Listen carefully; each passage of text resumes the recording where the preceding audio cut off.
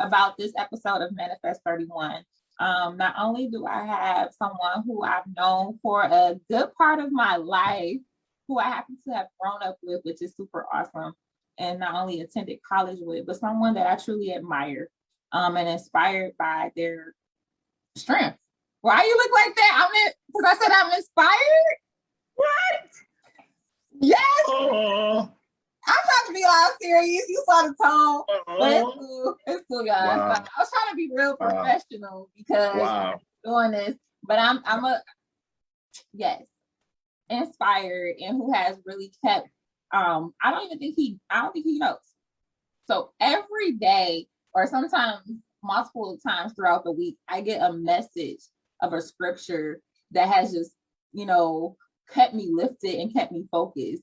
And it comes from him. And I don't think he even knows that how much that has impacted me and helped me on my journey of healing. So as we're just gonna kind of just jump into it, because he threw me off a little bit, y'all, but we're gonna keep going. And I'm gonna introduce him. But today I have with me Jonathan Rosewood.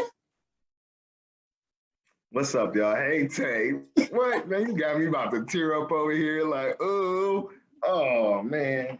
Hey, y'all. Hey, Tay. What's going on, man? Thank you for having me. And no, I didn't know that. I didn't know that. I just think that makes me feel good. That makes me feel good. Thank you. You're welcome, and thank you. So just diving into it, I really asked Jonathan to be on Manifest 31 because I wanted to talk about the male perspective in regards to identity, self-esteem, confidence, and self-worth. I mean, a lot of times we don't talk about it, and we don't hear enough about it, and especially healing too. Like, how do men heal? And of course, he can't talk for all men, right? He can only talk for himself. I can only talk for Jonathan. He can only talk for himself. But I wanted to start the conversation. Yeah. I wanted to start conversation, and I'm just going out the gate. How do you define manifestation? Man, dang, no, like jumping in the shallow end, no walking. We just diving in. Let me back it up, y'all. No, that's cool. Like, manifestation. Go ahead. Okay, how do you define manifestation? How do I define manifestation? I don't know. Seeing something before it's even there. I think my life was. Everybody keep telling me my life has been manifested since I was like in the womb. Like my mom had to give me up for adoption and stuff, and it was just like now talking to her now, it's like, man, Jonathan, I saw something for you in the future that that you probably never saw, just manifesting that like good things will happen over my life if a decision was made before I even start thinking, you know what I mean? So it's kind of like seeing something down the road, you know what I'm saying? And then watching it come up. So I hope and pray that I manifest some things like over my children's lives or people's lives, you know what I mean? And that God allows it to come out whenever, and I get to see it. It's kind of like when they said planting that seed, that little mustard seed, right? And just kind of having that faith type thing. That's what I kind of see out of that manifestation, and when it comes to pass, I think, wow, it makes you happy. It gives you a goosebumps. It makes you want to, like, you're excited. And you see like tears coming that you never probably even felt before, just because it was already there. But yeah, No, I don't know if that was a definition, but well, it's how do you define it? So right. it's not no clear definition, but I think it was really powerful that you said that this manifestation was spoken over your life in the womb, which Right. is super powerful. And I'm just amazed by the fact that you kind of, just brought that up. I do want to touch on the point, and we didn't even talk about it. Like, who is Jonathan? Like, who is Jonathan Rosewood? Like, who is Jonathan Rosewood? All people know is that I grew up with you. We went to college together. Perfect. Who is Jonathan Rosewood? I don't know. Jonathan Rosewood is a father, foremost, a servant, diversity project coordinator, an alpha, a community person, a Christian, a brother, a son, a cousin, a grandson, a great grandson. You know what I mean? A loving person that has been through a lot and still can stay here and smile and try to make sure other people can smile too. You know what I mean? So that's Jonathan. Whew. Okay. Let's go, Tay. Let's go. Let's go. But you know what though? That's crazy because look, man, if you asked me that a couple of years ago, I probably couldn't tell you that. Really? You know what I mean? Because I guess the only thing I can tell you is Rosewood was trying to be perfect in everything in his life and realized that ain't possible. And so I had to kind of reevaluate some things and be like, yo, who am I? You know what I mean? What is my identity? What is people gonna see me as? Like, what am I? And I just kind of had to reevaluate some things in my own life to be like, all right, Rose, this is who you are. This is what makes you happy. You know what I mean? This keeps you at peace. This keeps you at peace. You know what I'm saying? And no worries type thing. Bob Marley, don't worry about a thing, right? And that's how I kind of realized who Jonathan is. Going down different paths. Going off the path the manifestation, as you said. Starting to kind of going off that path. You realize, oh, that ain't me.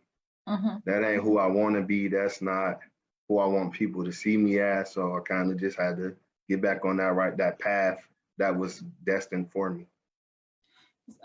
So I just kind of want to back it up. It sounds like it was a choice. Like you had to really define who you wanted to be, not anybody else, not this perfect person, but how you wanted to be seen. But the one key word, it was actually two. You said happiness and peace. Like what makes you happy and what gives you peace. And a lot of times, I just don't hear a lot of men talk about that, about happiness and peace and identifying who they are for themselves, not for their family, not for their friends, but identifying for themselves. So can you tell me a little bit of how you got to that point of healing and getting to that peace and happiness? I'm going in. Like I told you, you lucky you grew up across the street from me. You know what I'm saying? Shout out to Glastonbury. But it took a lot, man. It took a lot of heartache. All right. It took a lot of heartache when the Lord starts taking things away from you that you really love and enjoy. The Lord took my best friend away from me, right? Right after he got married, boom, gone. One of my frat brothers' wife passed away, who was really instrumental in like me becoming an alpha, right? Gone. Then my mom and dad, back to back, gone. Right? Boom, boom, boom. A divorce, right? Gone. Boom. Everything that I've dreamed of, kind of came shattering down. But also that's because of, I think it all went back to me of how I treated people, right? The things that I were doing, even though some things might not have been in the light, you know what I'm saying? What they say, whatever is done in the dark will eventually come out to the light, right? So it allowed me to like, okay, you're going to rip me down. You're going to tear me. You're not, as long as you're going to kill me, thank you. But you're going to tear me all the way down until I'll be like, you know what, God, here. here I am. Boom, you got it. You got control. And that kind of gave me the opportunity to focus on me, who I was, who Jonathan is, who I want to become. And that's kind of what helped me on that journey to get where I am today. Yeah. Wow. So some heartache, some things was taken away to the point that you had to make a choice. Rather you was going to just be vulnerable with God and allow him to heal the way he wanted you to be healed. Right. And you said the word vulnerable. That helped.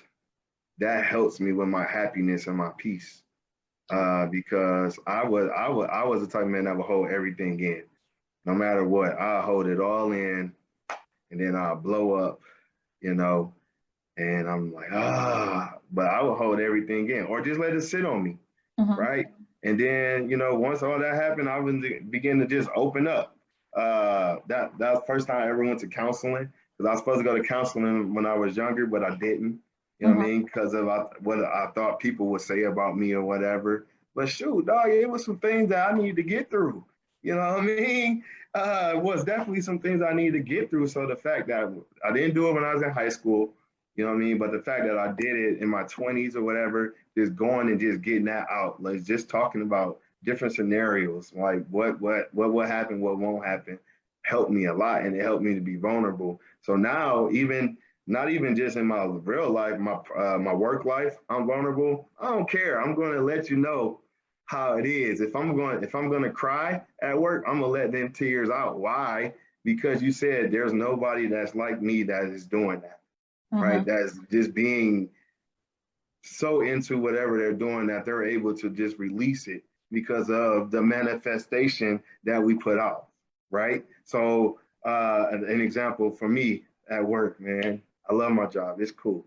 It's cool. It's cool. It's cool. They let me run like a big community service project, right?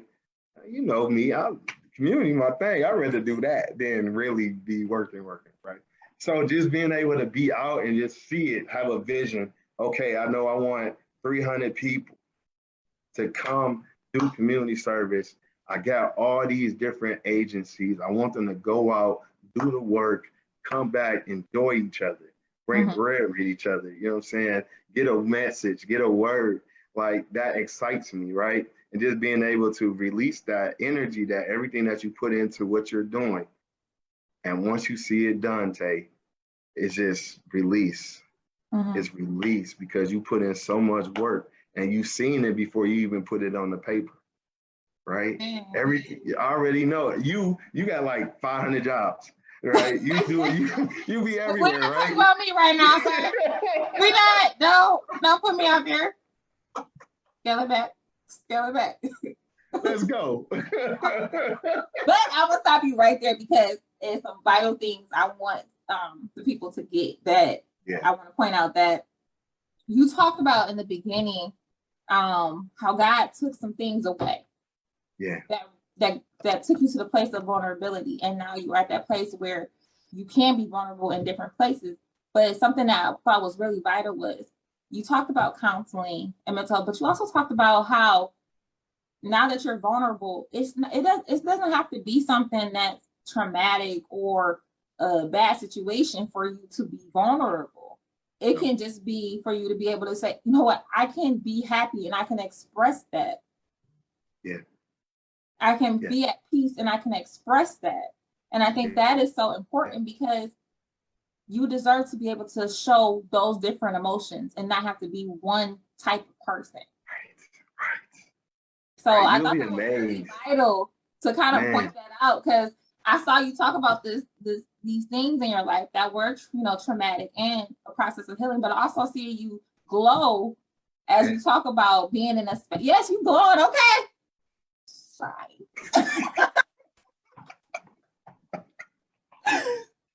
But in a place of saying, okay, I'm here, and because I'm healed, I can truly be present in where I'm at. Exactly. And that's everything because that's everything. You're a Christian like me, so we kind of are the light, right? And people look at what we do. Like when you started earlier, I was like, thank you. Like people see what we do, right? And we are the light, so we have to be able to model that. It's crazy. The people that I work with, they're in different generations from me, and I'm so happy to be working with them because one of them is an African American male, and he said, "Man, little brother, I see you just being able to let it go." You know what I mean? And to talk and to share your story or to be open in meetings or whatever. And I admire that. I love that. You know what I mean? I'm working on that as well. And I think that's just my calling. Like, yo, I love working with the men, right? And just showing them, listen, it's okay.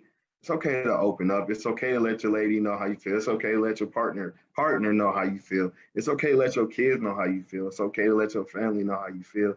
It's okay to take a break on self-care and like, I don't know, be in a house by yourself for a minute and just read a book or something. It's okay to go to the beach or on vacation. It's okay to go eat by yourself in a restaurant, you know what I'm saying, and enjoy you.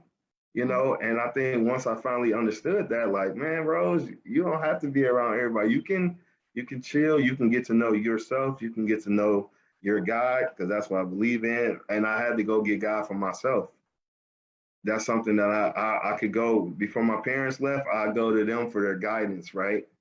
But no, it's like, all right, God, it's me and you. What's good? What's good? And I'm talking to them like, what's good? Like, okay, you got me, you got my attention, and I love for them to have my attention because, one, I got people that's behind me, right? And I got to be able to train them up to do right and to do to his will and I got to make sure that they got it because we know we're not going to be here all the time. We're not going to be here all the time. So what are we about to instill in our young ones to make sure that they got a piece of us, right? And that vulnerability is going to be mine for mine. Come on. So it's funny that you said, it's between you and God. Because I had just made a status not too long ago. It was like, this season is between you and God. Like, sometimes we find our place where it's no one to turn to. I mean, we looking too. I don't know about you, but I was looking hard. Like, all right, ain't nobody answering my calls. Like, what am I supposed to do? But the one thing is, this season is between you and God. And having that, you don't have to come to him in a certain type of way. And I want to actually correct myself because I talked about a little bit earlier. I kept saying like, well, you're at this place where you healed. But healing doesn't just, it's just not like this. It's not like I'm healed, I'm good, nothing else gonna happen to me. No, it's a lifelong journey because different things happen. So let's touch base because you brought us some good points. You talked about self-care in there. You talked about vulnerability. You talked about next generation. How did you take the time to start incorporating self-care? And what is that? Like, what is that for you? Self-care is taking care of myself. So actually, man, let's see. Once I finally realized what I really enjoy doing, I started doing them again, right? And just really embracing and loving myself and my time. So with my self-care, I love sports. So I know I have to go to a football game or a basketball game or somewhere, like I have to be in the building or I got to be sitting and watching it. That's me. That's taking my self-care. I love wrestling, right? So I'm going to be sitting on Monday nights, self-care. Now do you know, she already know I'm not turning the TV on for nothing. You know what I'm saying? It's my time. I realized, I love golf, right? And I realized I loved golf because during all the things that I was going through, I only went golfing one time ever during that time, right? And just found that peace. So that's when I was like, oh, this is what self-care is. I didn't took care of everybody else, but I never really just sat and took care of me, right? Going to that counseling, that was self-care because I wasn't going for nobody else but me. You know what I mean? So that's what self-care means to me. Really just sitting and taking time and evaluating yourself, doing things that you love to do, even if you have to do it by yourself. I realized vacations are my vacations are my everything. So what is this? What is This this? is my vision board that I Okay. created last year, right? It has nothing water. I just need to be around water, right? And fly and get Mhm. away from where I am so I can go and just reset. You know what I mean? Just go reset. Like I got so many friends that just don't really get a chance to take care of themselves because they take care of so many other people. And I'm just like, bro, you can't pour tea into, if you don't have tea, you can't pour tea into somebody else's glass, Mhm. if that makes sense, right? So if I'm empty, Tay, if I'm empty, how can I give you anything Mhm. if I'm empty, and vice versa, right? So that's kind of where I realized I needed my self-care, taking care of myself, finding that time to do things that I enjoy to do. And sometimes that could be hard because when we're doing stuff for others, we kind of lose our identity and forget what we used to do to make us have a good time, Mhm. right? So self-care. Oh, okay. So I got self-care equals peace. And I heard peace again. And I was like, yes, Peace. yes, peace. Peace is everything. But something else you said so many good things. I'm sitting here like trying to take it all in. Like, who is this man? This is not the same guy that was across the street. No, the same guy that Listen, like ran over in I was football 7 years old. across What are the you talking street, about? across the street. And y'all was playing and y'all okay, but we ain't gonna go there, y'all. We gonna Your brother is, I love your family, man. I ain't gonna hold you up, man. Y'all, me and Tay go back a long time.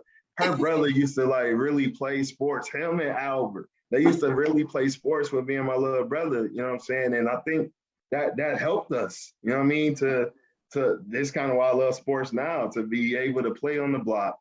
And then I got to go play on the fields and have a good time. Like that's where I really found my peace. I wanted to go hot. Tay, to be honest, I remember everything that I did as a little kid and what made me happy and fun, and I started doing it again. What? you So see I used to, Look, we yo, got you ain't give me enough time. let Yo, me hang on. yo, I don't know real if y'all talk, taking notes, but real y'all talk, might want to grab a piece of paper because I real am. talk. Everything, Tay. So when I used to go to church, I used to love going to church, but I was really involved in stuff. So what happened? I stopped going to church for a while, and then I started going back after I lost everything. But then I got active, and it made it fun again. Sports wise, oh bet. Y'all know I love football, basketball. I'll play any sport. I don't care, win or lose. What's good? All right, cool. I start hooping again, right? I start running. I start riding a bike. Video games is coming. I'm mad, and here I come. You know what I mean? And then realizing that I have kids, I can go play with them, right? And then it kind of introduced them to what I love. I just realized that that ain't what they love. But just I'll be like, dang, I want them to play sports, but whatever. Um, but just going back, remembering the time where it was, and I realize I'm privileged because a lot of children didn't have these type of things, right? So I do understand that my job has helped me realize that sometimes some kids don't have that same opportunity, right? But I think me as Jonathan, going back to my life, going back to how my mom was like, okay, I got to get this baby up for adoption, to being in that household, being able to do so many different things and be involved and have fun and have peace and not have to worry about anything. I went back to that mindset, but now I'm just an adult, right? So I know I got more responsibility, but now I'm just an adult and I'm just having fun, just having fun. Wow. So some things y'all know I was taking notes because I got notebooks with notebooks, y'all. So some things I took down and I just kind of want to point them out for anyone else who was taking notes. And getting back to that place of peace and happiness, we talked about self-care and we talked about it, self-care equaling peace and that peace equaling what makes you happy and finding that time to enjoy yourself. So if you're looking to implement self-care, it doesn't have to be what everybody else is doing. It doesn't have to be if journaling not your thing, okay, journaling is not your thing. But what makes you happy, and how can you implement that and incorporate that into your life? Counseling. taking that time to go to counseling. I know a lot of people, some people are getting back into it and trying it out, and that's great. That is awesome. And some people are like, no, that's not for me. And I don't put nothing on anybody. Don't push anything on anybody. But if you do have the opportunity and you do make that choice, that counseling allows you to release some things that Or could. even if they can find somebody, that they can go to and trust. Mhm. You might not go to a counselor. You might want to go to your pastor, right? Or somebody, or even, I don't know if people have mentors, you know what I mean?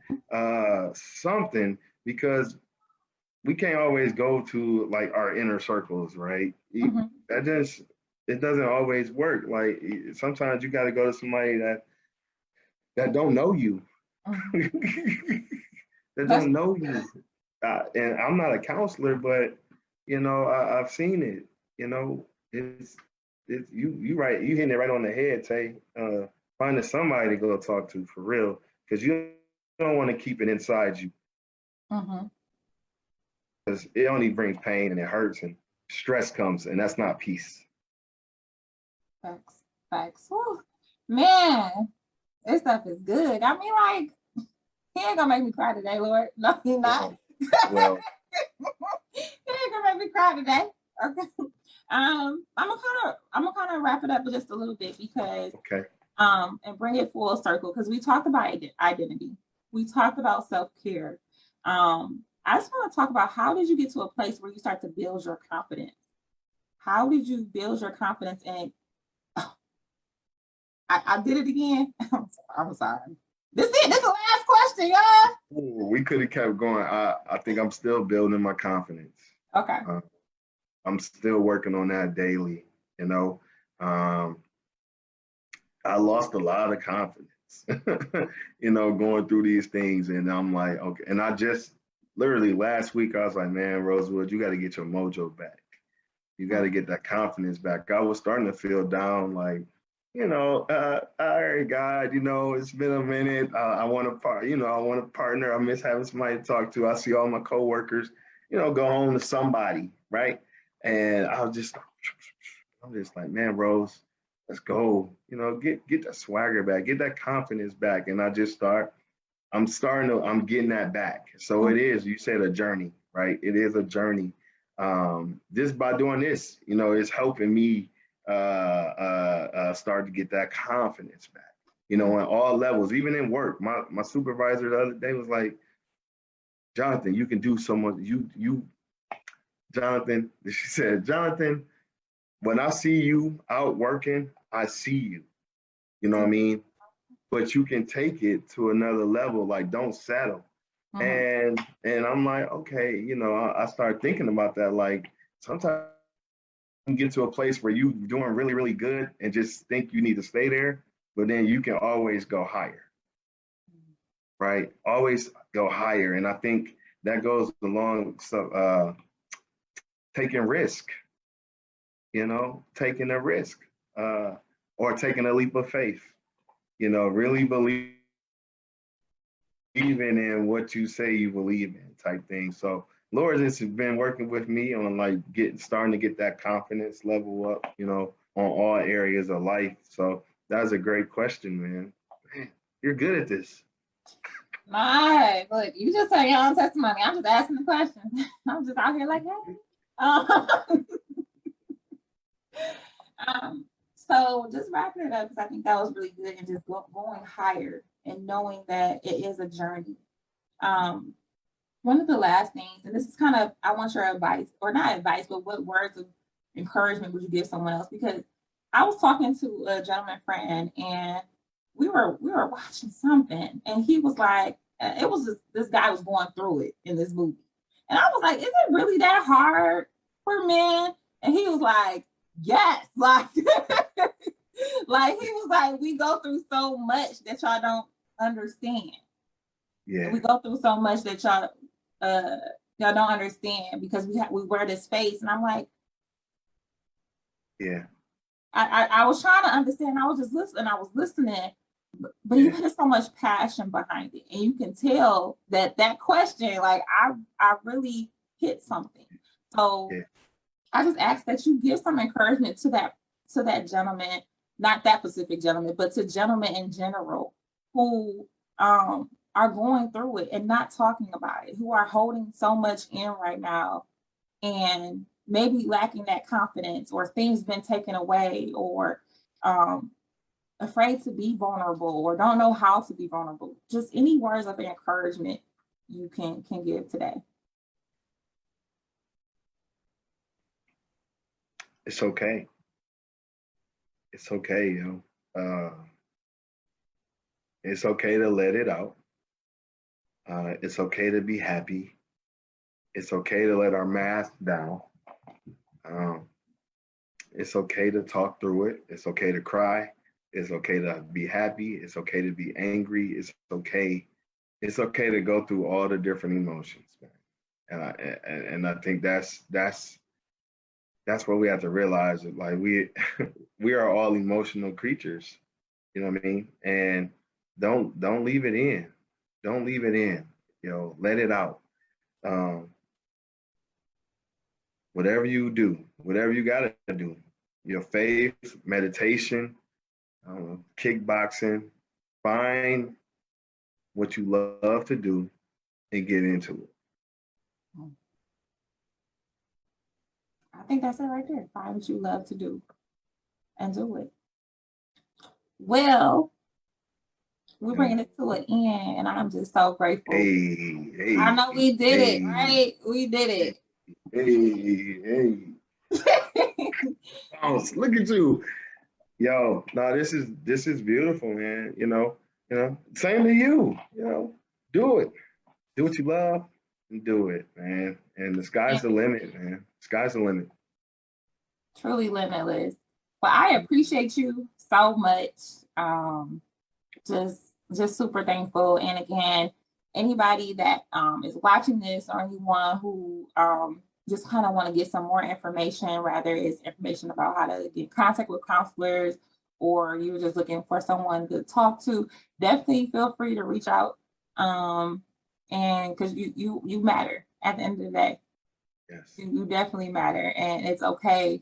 You know, it's okay. I'm just gonna repeat what you're saying because it's just in my head right now. Like, hey, Joe, I'm gonna have to connect you. It's this artist in Flint. He came and sang at one of my events for my high schoolers, Manifestation.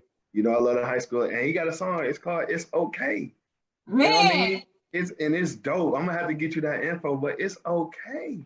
Okay, you know, so send me that information, y'all. Yeah. Yeah.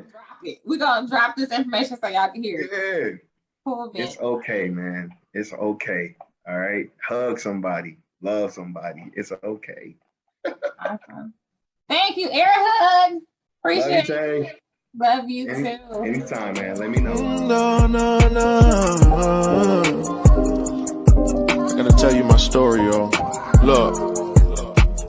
Battling with so many things on a daily basis. No matter where I go, people want me to satisfy faces. But I wish they understood that I'ma be good doing what's best for me. And I don't care how much it hurts you, cause this is the life of my story. My socks don't match and my clothes don't fit where you wanna. And it's okay.